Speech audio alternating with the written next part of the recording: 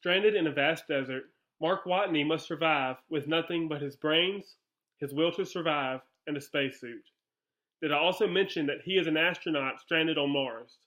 The Martian, Andy Weir's runaway success and debut novel, chronicles Mark Watney's adventure. This book was originally self published in 2011 but released in the mainstream in 2014 by Crown Publishing. He is left for dead after his crew is forced to abort the mission during a freak storm, and Watney must now survive on Mars for the next few years until the next crew arrives. He has no way to contact NASA or his crew currently on the journey back to Earth.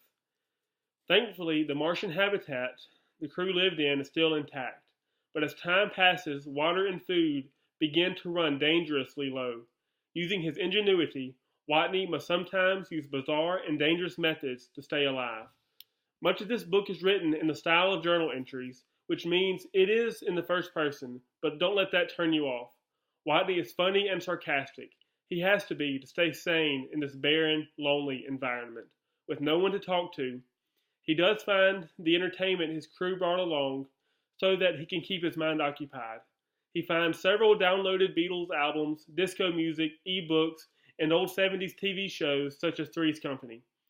In one of my favorite subplots of the book, however, we find out that he hates it all. Weir, the author, uses enough technical detail to make this near-future sci-fi book believable. And it is technically sci-fi, but this novel will appeal and has appealed to a large audience. It is very much grounded in reality. Weir made it seem like I was reading about a real-life drama unfolding. Few books really keep me on the edge of my seat, and this was one of those books. I think many people can look to Mark Watney as a role model. We see that he keeps a level head even in times of seemingly impossible circumstances. We can look to him for his courage. We can also see in him the importance of knowledge. Without his particular skill set, he would have been dead in mere hours or days. So it is important for us to learn so that we can get through whatever life throws at us. And while the theme is not new, this book goes to show that humans want to survive. He realizes that his life is precious.